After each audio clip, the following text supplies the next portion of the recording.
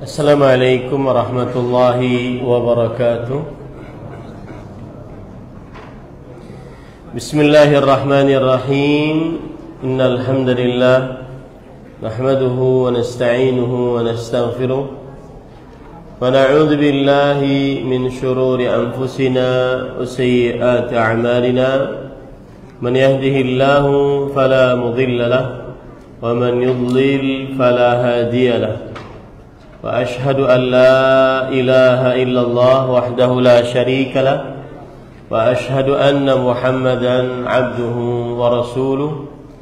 يا أيها الذين آمنوا اتقوا الله حق تقاته ولا تموتن إلا وأنتم مسلمون. يا أيها الناس اتقوا ربكم الذي خلقكم من نفس واحدة وخلق منها زوجها وبث منهما رجالا كثيرا ونساء فاتقوا الله الذي تساءلون به والأرحام إن الله كان عليكم رقيبا. يا أيها الذين آمنوا اتقوا الله وقولوا قولا سديدا يصلح لكم أعمالكم ويغفر لكم ذنوبكم أمور محدثاتها وكل محدثة بدعة وكل بدعة ضلالة وكل ضلالة في النار. Alhamdulillah, kita bersyukur pada Allah Subhanahu wa taala pada hari ini Sabtu malam Ahad 18 Syawal 1445 Hijriah, kita dimudahkan oleh Allah Subhanahu wa taala untuk duduk bersama mengkaji ayat-ayat suci Al-Qur'an dan hadis-hadis Rasul sallallahu alaihi wa ala alihi wasallam dalam sebuah kajian Islam ilmiah tematik membahas tema hifdzu karamati al-mar'ah al-muslimah, menjaga kesucian keluarga wanita muslimah atau menjaga kesucian wanita muslimah. Salawat dan salam semoga selalu Allah berikan kepada Nabi kita Muhammad sallallahu alaihi wa ala alihi wasallam, pada keluarga beliau, para sahabat, serta orang-orang yang mengikuti beliau sampai hari kiamat kelak. Dengan nama-nama Allah yang husna dan sifat-sifatnya yang ulia, kita berdoa, Allahumma inna nas'aluka ilman nafi'an wa rizqan tayyiban wa amalan mutaqabbala. Allahumma amin. Ahibati fillah, afanillah wa iyyakum. Kaum muslimah yang saya cintai karena Allah, kaum muslimin dan muslimat, jamaah Masjid Al-Amin yang saya cintai karena Allah. Sebentar ya, internetnya. Ahibati fillah, afanillah wa iyyakum. Tema kita hifdzu karamatil mar'ah al-muslimah, menjaga kesucian wanita muslimah. Apa yang dimaksud dengan tema ini? Itu yang poin pertama yang ingin kita bahas. Yang dimaksud dengan tema ini adalah apa kiat-kiat yang disyariatkan dalam agama Islam agar kesucian wanita muslimah terjaga. Itu yang dimaksud dengan tema ini. Kita akan bicarakan kiat-kiat yang sudah disyariatkan dalam Islam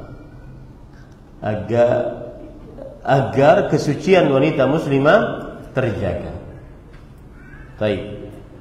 Poin yang kedua, apa yang dimaksud dengan kesucian dalam tema ini. Ya, kalau kita buka Kamus Besar Bahasa Indonesia, suci artinya adalah bersih, bebas dari dosa, keramat atau murni. Dan kesucian artinya kebersihan dan kemurnian. Lalu apa yang dimaksud? Menjaga kesucian. Menjaga kesucian yang dimaksud adalah menjaga keperawanan wanita muslimah. Apa maksud daripada perawan? Ya, apa maksud daripada perawan?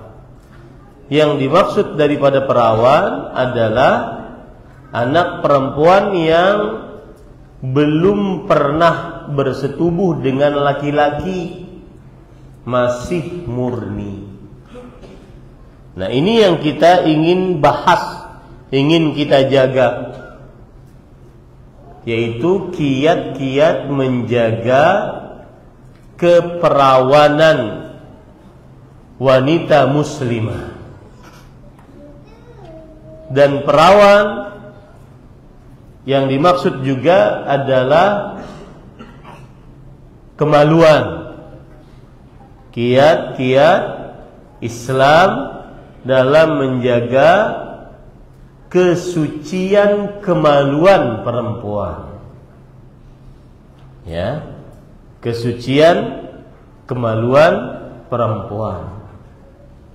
Kiat-kiat Islam dalam menjaga kegadisan perempuan. Apa saja kiat-kiat Islam agar perempuan yang perawan dia tidak terenggut keperawanannya, kecuali dengan cara yang dibenarkan oleh syariat Islam. Apa saja kiat-kiat yang disyariatkan dalam Islam agar kegadisan, kemaluan, keperawanan perempuan terjaga, kecuali dengan cara yang dibenarkan oleh syariat Islam. Nah, itu yang dimaksud dengan kesucian. Adapun yang dimaksud dengan wanita muslimah adalah seluruh wanita muslimah, baik itu dari mulai dia baru dilahirkan sampai dia meninggal dunia. Wanita muslimah, terutama bagi laki-laki yang di bawahnya ada orang-orang yang merupakan tanggung jawabnya, perempuan-perempuan yang merupakan tanggung jawabnya, seperti istri 1, istri 2, istri 3, istri 4, anak perempuan, adik kakak perempuan, paman, bibi, baik itu saudari bapak, saudari ibu, atau keponakan perempuan, baik itu anak perempuan dari saudara laki-laki kita atau saudari perempuan kita, atau cucu perempuan, atau ke atas ibu, nenek. Ini semua wanita muslimah yang dimaksud. Ini kalau saya boleh ringkas lebih dalam lagi, wanita yang muslimah yang dimaksud adalah wanita-wanita yang merupakan tanggung jawab seorang lelaki. Kalau kita ke samping, berarti saudari perempuan, kakak, adik, sekandung, sebapak, seibu. Kemudian cabang dari yang samping ini, itu keponakan perempuan, itu tanggung jawab kita semua. Bahkan ini bermasyarakat yang sangat baik dilakukan oleh orang Arab. Anak keponakan itu bagaikan anak sendiri. Ya, keponakan itu bagaikan anak sendiri.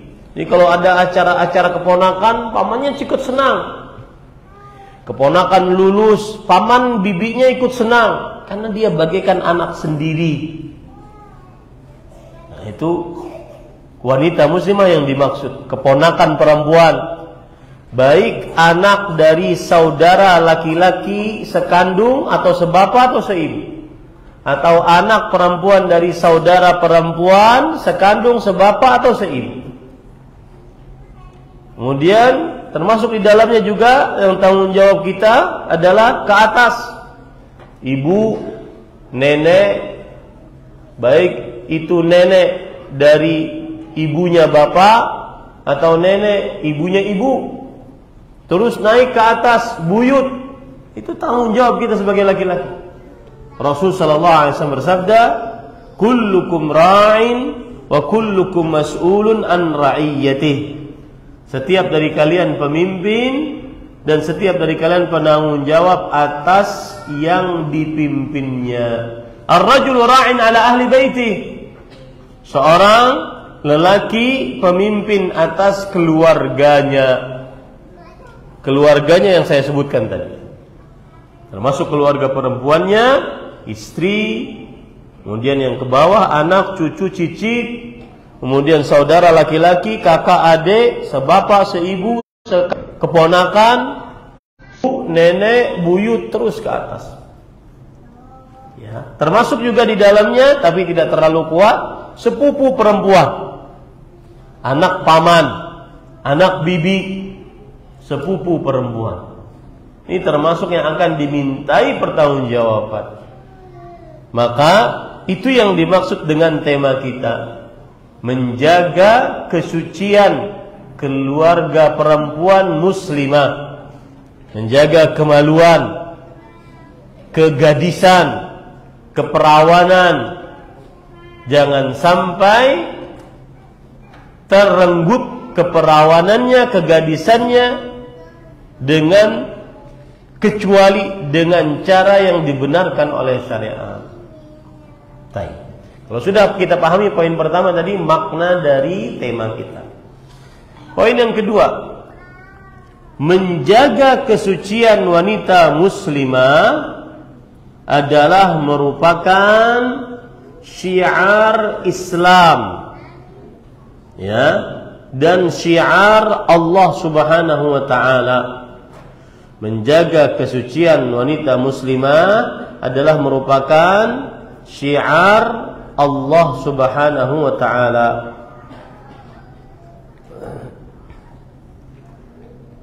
Disebutkan oleh Allah Subhanahu wa taala dalam Al-Qur'an, "Dzalika wa man yu'azzim sya'airallah fa innaha min taqwal qulub." Yang artinya, yang demikian itu, siapa saja yang menjaga syiar-syiar Allah. Apa arti syiar-syiar Allah? Hal-hal yang terhormat di sisi Allah, maka itu termasuk daripada ketakwaan hati. Ya, itu termasuk daripada ketakwaan hati. Allah juga berfirman, itu ayat tadi disebutkan di dalam Al-Quran,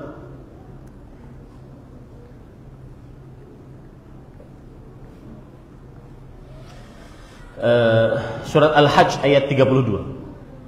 Kemudian juga dalam surah Al-Hajj ayat 30, "Dzalika wa man yu'azzim hurumatillah fahuwa khairul lahu 'inda rabbih." Yang artinya, yang demikian itu, siapa saja yang mengagungkan hal-hal yang terhormat di sisi Allah, maka itu lebih baik untuknya di sisi Allah Subhanahu wa ta'ala.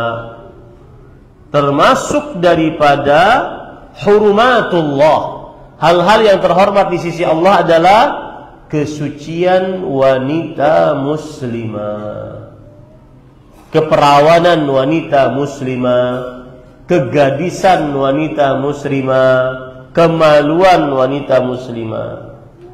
Makanya para ikhwan yang dirahmati oleh Allah Subhanahu wa taala, Allah berfirman di dalam surat Al-Baqarah ayat 187,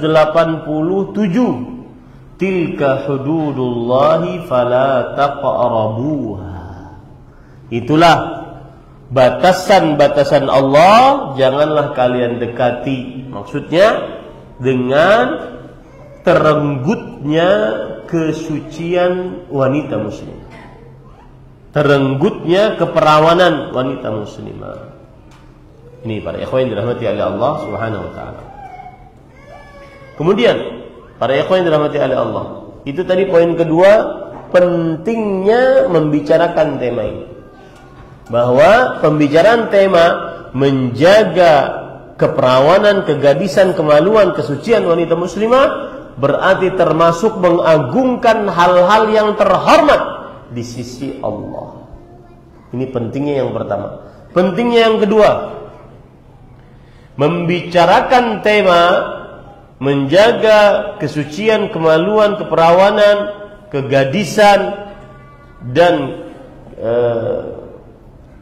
kemaluan perempuan muslimah adalah berarti menjaga keturunan agar tidak tercampur keturunan. Karena kalau sudah terjadi perzinahan, maka tercampurlah keturunan. Akhirnya ada anak yang tanpa bapak, anak bin ibunya, anak perempuan binti ibunya. Terputus itu sudah keturunan. Disebabkan kenapa? Karena perzinahan. Perzinahan adalah hasil dari tidak terjaganya kesucian, keperawanan, kegadisan, kemaluan perempuan muslimah. Ya. Ini para ikhwan yang dirahmati oleh Allah Subhanahu wa ta'ala. Maka pentingnya tema ini adalah agar terjaga keturunan dan menjaga keturunan mencontoh para nabi. Rasulullah SAW bersabda, kharajtu min nikahin la min sifah.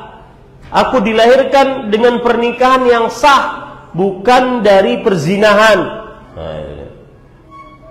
Yang menjaga keturunan, menjaga kesucian akan terjaga keturunan, dan itu mencontoh para nabi, terutama Nabi Muhammad sallallahu alaihi wasallam. Para nabi tidak ada yang keluar dari auladu sifah, dari anak-anak hasil perzinahan, tidak ada. Semua keturunannya benar-benar tersambung satu dengan yang lainnya. Bahkan ya, kita berhak, dan ini termasuk daripada syariat Islam, untuk mencari tahu keturunan kita, ya, untuk mencari tahu keturunan kita. Ini kalau saya berbicara tentang saya sendiri, saya ini Ahmad Zainuddin bin Kasful Anwar. Kasful Anwar adalah hasil pernikahan dari Sukir Kardi dengan Hamnah. Sukir Kardi hasil pernikahan dari Samloko dengan Fulanah. Nah, ini saya tidak tahu nih sampai sini. Kakek saya yang kedua saja sampai. Itu pun istrinya belum saya tahu. Ya, saya cari itu.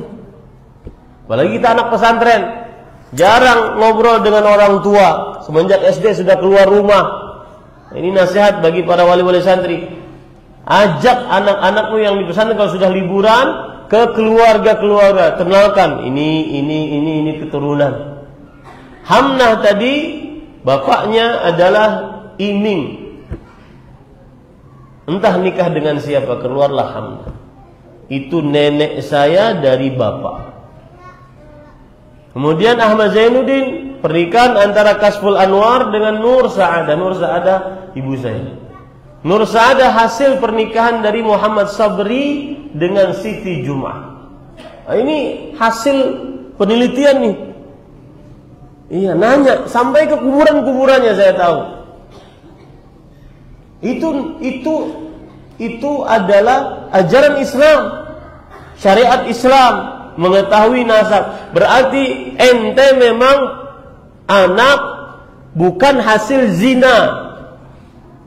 Makanya orang Arab kalau sedang kesal dengan orang, ya ibnal halal, wahai anak yang halal, gitu. Itu berarti dia lagi kesal dengan ente. Kalau nawar taksi gitu, kemudian dia nawarkan 20, kita tawar 5 real, ya ibnal halal, gitu. Ya, wahai anak yang halal, itu berarti orang Arab lagi kesal. Karena kalau sudah disebut wahai ibnul haram, berarti anak zina. Paham ya? Nah, ini para ikhwah. Kemudian ini sedikit cerita. Sabri adalah hasil pernikahan dari laki-laki bernama Bai dengan Hamsah. Ya, sampai situ saja.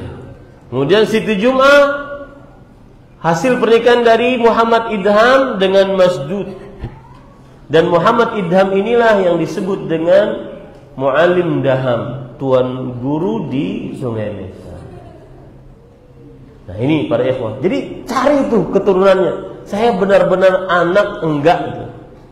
Yang memang auladu halal, anak halal. Dan itu menjaga keturunan wanita muslim.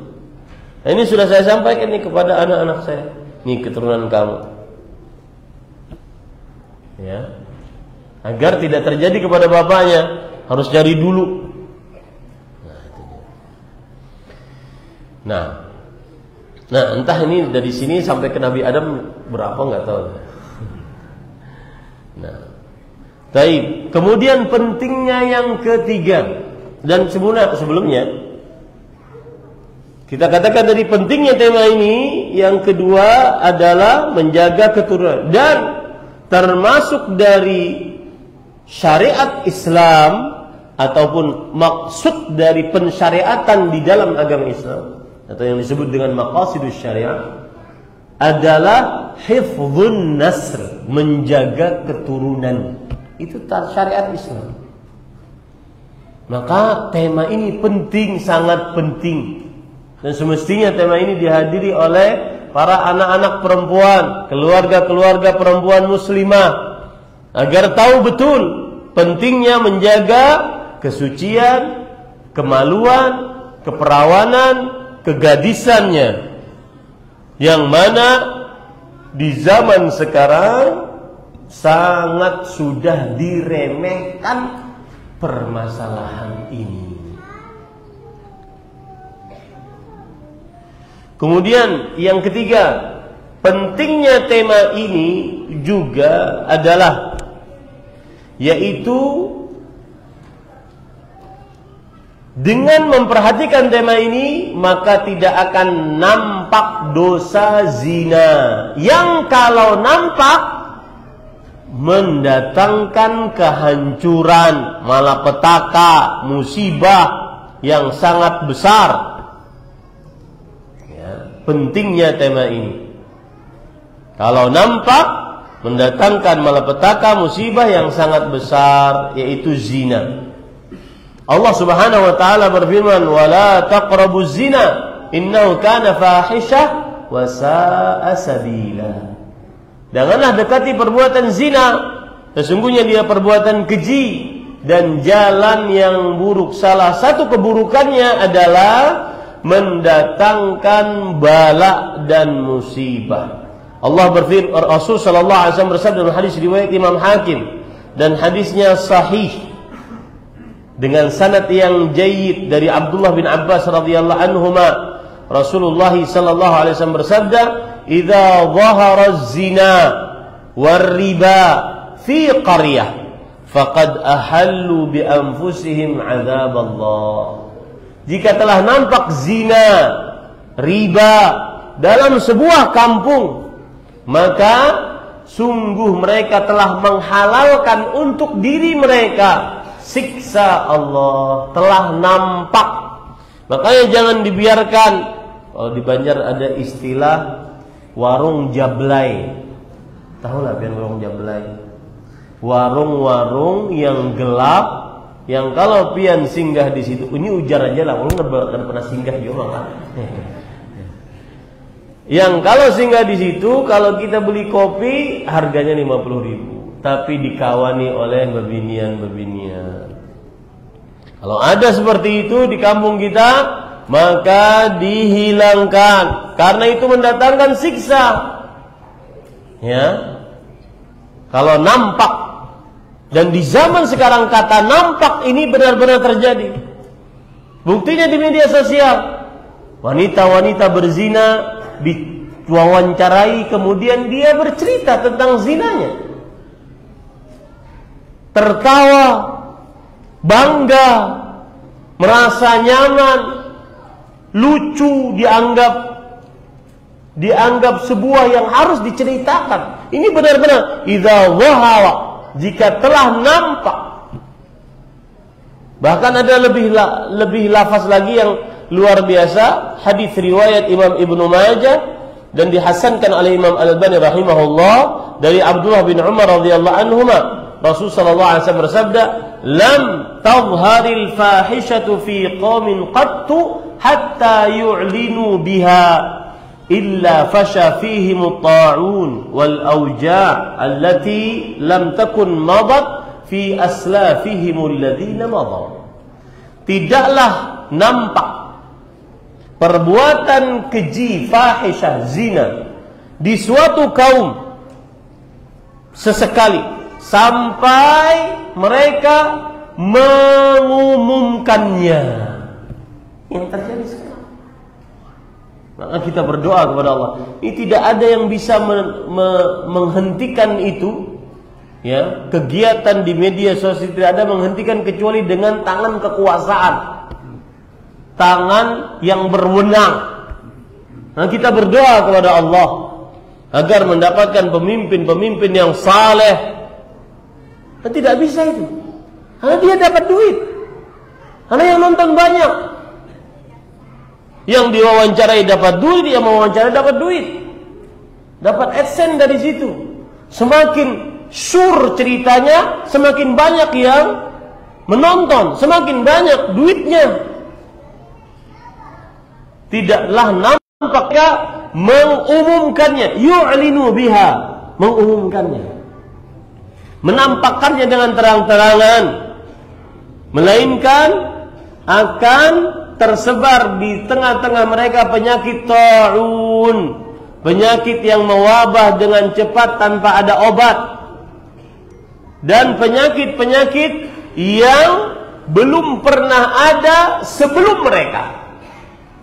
Antum, saya khutbah Jumat kemarin, saya sudah singgung masalah itu.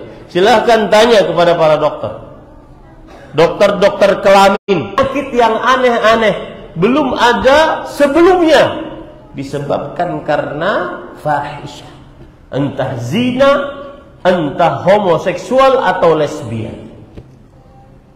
Penyakitnya aneh yang ada pada kelamin. Ada orang yang datang dalam keadaan bau busuk. Kenapa? Karena homoseksual. Keluar darah dari duburnya. Makanya orang homo disebut oleh para ulama sebagai kaum mudabarah, kaum ahli dubur. Karena tidak ada lubang yang dia bisa masukkan kecuali dubur laki-laki. Ini para ikhwah, dan saya jujur mengangkat tema ini karena sudah sangat-sangat darurat, terutama di negara kita. Keperawanan muslimah sudah dianggap remeh, seremeh-remehnya. Buktinya tadi bercerita bahwa dia sudah tidak perawan. Bahkan kalau ada wanita muslimah di zaman sekarang yang perawan, maka itu dianggap aneh, kurang gaul, kurang jauh mainnya. Subhanallah. Dan itu yang paling pertama kali tanya kita semua para lelaki. Kita semua. Hati-hati. Makanya saya sering singgung, bapak-bapak hadir di sini, tanya anak perempuannya di mana malam ini. Malam Ahad lagi nih ya, malam panjang ini. Tanya anak perempuannya gimana? Nongkrong di mana? Ya, ngapain? Dengan siapa?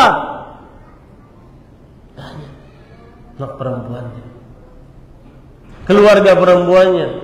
Itu semua tanggung jawab kita. Sebelum anak perempuan ditanya oleh Allah, kita dahulu yang ditanya. Umar bin Khattab berkata, yus'alur rajulu an ahli baiti an auladi qabla al-waladi an walidihi. Seorang lelaki ditanya tentang anak-anaknya sebelum anaknya ditanya tentang orang tua.